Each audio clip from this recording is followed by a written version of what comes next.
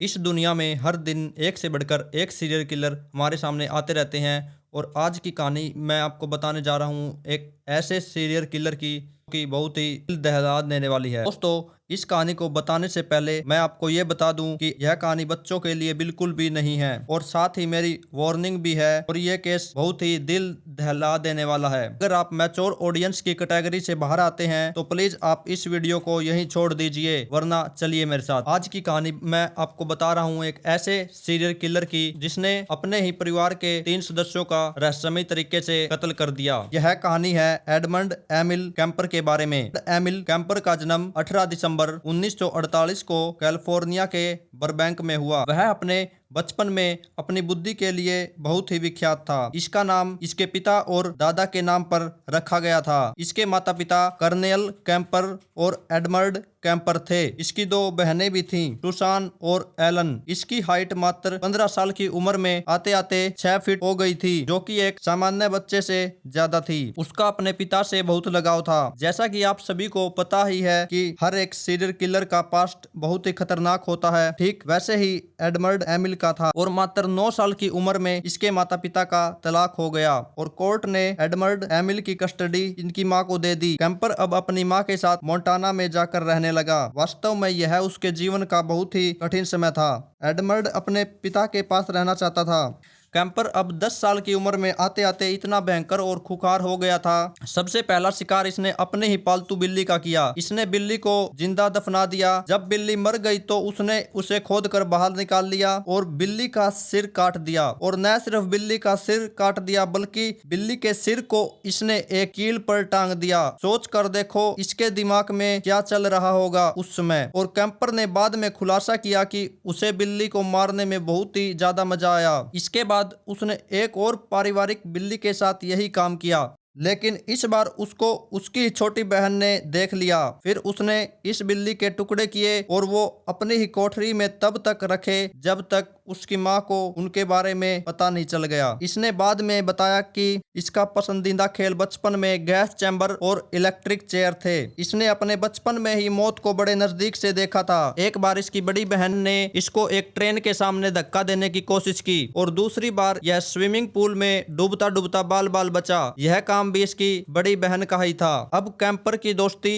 उसी के पड़ोस में रहने वाले एक शख्स जिसका नाम डेविड माइक डोजियर था उससे होती है। और डेविड माइक डोजियर को कैम्पर के सारा पास्ट मालूम था। कैम्पर अब अपनी माँ से बहुत परेशान हो चुका था क्योंकि उसकी माँ हर रोज शराब पीती और रात में उसको तहखाने में बंद कर देती थी, जहाँ पर चूहों का आना जाना लगा रहता था। वह अपनी माँ से पीछा छुड़वाने के लिए अपने पिता के पास उर्मिलन भाग गया। वहां जाकर उसको पता चला कि उसके पिता ने दूसरी शादी कर ली और उसका एक सौतेला बेटा भी है। यह सब देखकर कैम्पर को बहुत अजीब लगा और उसको गुस्सा भी आ रहा था, लेकिन वह कर भी क्या सकता था। कैम्पर अब कुछ समय के लिए अपने पिता के पास ही रहा, लेकिन कुछ दिनों के बाद कैम्पर के पिता कहते हैं कि तुम्हें अब अपने दादा दादी के पास चले जाना चाहिए। अब कैम्पर मोंटाना वापिस आ चुका था। अब समय आता है 27 अगस्त 1964 का। अब कैम्पर भी 15 साल का हो चुका था। वह अब एक दिन अपनी दादी के साथ रसोई की एक मेज पर बैठा था। फिर उठकर वह दूसरे रूम से एक राइफल लेकर आता है जो उसी के दादा की थी। फिर वह उसी राइफल को लेकर रसोई में घुसता है और अपने ही दादी के पीठ में 2 बार फायरिंग करता है और एक गोली सिर में मारता है।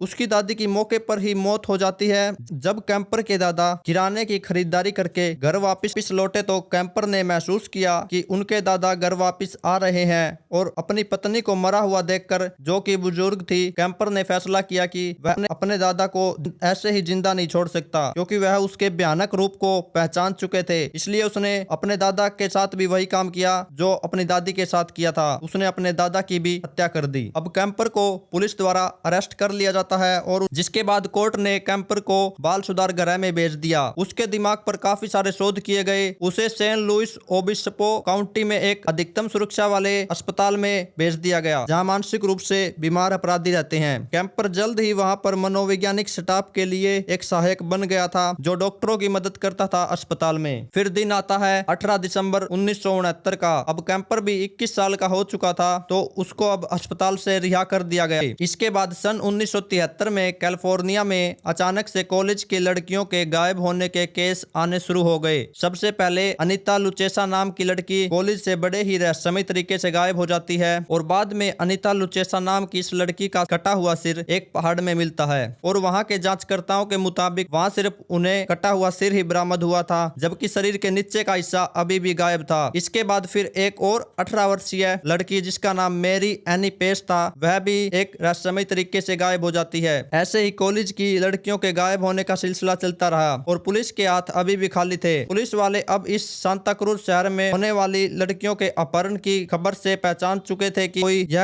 इसके पीछे कोई आम आदमी नहीं है। अब कैलिफोर्निया में लड़कियों के गायब होने के केस बढ़ते ही जा रहे थे। पुलिस भी बहुत परेशान थी। जो कैलिफोर्निया सन 1973 में पहले जितना शांत व सुंदर था, वह अब आतंक के अंधकार में डूब चुका था। इसके कुछ समय बाद एक और 15 वर्षीय बेली डांसर आइक्रो क्रू का भी अपहरण हो जाता है और इसके कुछ समय बाद ही एक और 18 वर्षीय कॉलेज गर्ल जिसका नाम सिंडी सोल था, वह भी रहस्यमय तरीके से गायब हो जाती है। इसके साथ दो और लड़कियां सांता क्रूज शहर से गायब हो जाती हैं। अब तक मीडिया में भी यह हेडलाइंस बन चुकी थी। मीडिया ने इस किलर को को-एड का नाम दिया। दो लड़कियां कॉलेज से गायब होती थी, उनकी उम्र 18 से 25 के बीच की ही होती थी। अब कैलिफोर्निया के कॉलेज के स्टूडेंट्स ने प्रदर्शन करने स्टार्ट कर दिए, जिसका परिणाम स्वरूप पुलिस के ऊपर अब और भी ज्यादा दबाव बन गया था इस सीरियल किलर को पकड़ने के लिए। जैसे जैसे पुलिस वालों के पास गुमशुदगी के केस बढ़ने लगे तो उनको अब लगने लगा कि एक और शिकार होने वाला है, लेकिन अभी भी उनके हाथ खाली थे। जो लड़कियां अभी तक गायब हुई थी वे कभी बाद में जिंदा नहीं बची। इतनी अंधाधुंध हत्या से पूरे शहर में हड़कंप मच चुका था। अब तक कुल मिलाकर सांता क्रूज शहर में 6 लड़कियां गायब हो चुकी थी। अब पुलिस अपने खबरियों व अन्य सोर्सेज से गहन छानबीन में दिन रात एक कर देती है और पुलिस को अपने एक खबरी से खबर मिलती है कि जिस किलर को आप ढूंढ रहे हैं वह एक बार में बैठा है जिसका नाम the jury room sports bar है। उसकी कार वहीं बाहर खड़ी हुई पुलिस को मिली और जब वहां पर पुलिस आई तो कैंपर वहां से जाने की फिराक में था, अपनी गाड़ी में जस्ट जाकर बैठा ही था। पुलिस उसको अब उसकी गाड़ी से उतारकर अपने साथ पुलिस स्टेशन ले जाती है और वहां उससे पूछताछ करती है। पूछताछ में कैंपर ने बताया कि जितनी लड़कियां सांता क्रूज शहर से गायब हुई हैं, यह सारा काम मैंने ही अंजाम दिया है। और इसके साथ उसने बताया कि वह अपने शिकार को मारकर उसके शरीर को जंगल में अलग अलग जगहों पर फेंक देता था। उसने बताया कि वह लड़की को मारकर एक बोरी में डालकर उसको जंगल में फेंक देता था। कैंपर ने पुलिस को बताया कि 18 वर्षीय सिंडी का सिर उसने अपने ही गार्डन में दफना दिया। वह लगभग 2 फीट नीचे दबा हुआ मिला। पुलिस ने सिंडी के सिर को अपने कब्जे में ले लिया। इसके बाद कैंपर ने बताया कि जब वह 18 दिसंबर 1969 को रिहा हुआ था, वह सीधा अपने घर गया और वहां पर उसकी मां पहले से ही मौजूद थी। उसकी मां कर्नेल अब उसके कामों के बारे में जान चुकी थी। वह नहीं चाहता था कि उसने जो किया है उसके लिए उसे शर्मिंदगी झेलनी पड़े। फिर कैंपर ने एक ऐसा अपराध करने की सोची जो वो पहले भी बचपन में अपने दादा दादी के साथ कर चुका था। वही काम उसने अपनी माँ के साथ करने की सोची। इसके लिए वह प्लानिंग करने लगा। एक दिन वह सुबह 4 बजे उठा और उसने हथौड़ा लिया और अपनी माँ के कमरे में जाकर, जो उस समय आराम से सो रही थी, उसने उस हथौड़े को अपने माँ के सिर पर मारा। वो बस वहीं नहीं रुका, इसके अलावा उसने अपनी माँ के सिर पर कई बार वार किया। यह बहुत ही गंदा हत्याकांड था। यह सब कहानी वह पुलिस वालों को सुना रहा था, जिसे सुनकर उनके भी रोंगटे खड़े हो गए। कैंपर ने आगे बताया कि जब वह बचपन में उस पर चिल्लाती थी और उसे तहखाने में बंद कर देती थी तो कैंपर को बहुत गुस्सा आता था और आज उसने अपनी माँ से बदला ले लिया है। कैंपर ने इसके बाद बताया कि कैंपर ने इसके बाद अपने ही दोस्त को, जो उसके ही पड़ोस में रहता था, उसने अपने घर बुलाया और उसकी भी हत्या कर दी। फिर पुलिस वालों ने अपनी एक फोरेंसिक टीम को उसकी माँ के अपार्टमेंट में भेजा, जहाँ बेड पर उनको खून के धब्बे भी मिले। कैंपर ने अपनी माँ और उसके दोस्त के शव को उसी कोठरी में छिपा रखा था। कैंपर अब अपना सारा जुर्म कबूल कर लेता है और बताता है कि वह अब तक 10 हत्याएं कर चुका है, जिसमें उसके दादा दादी, वह उसकी माँ और उसका दोस्त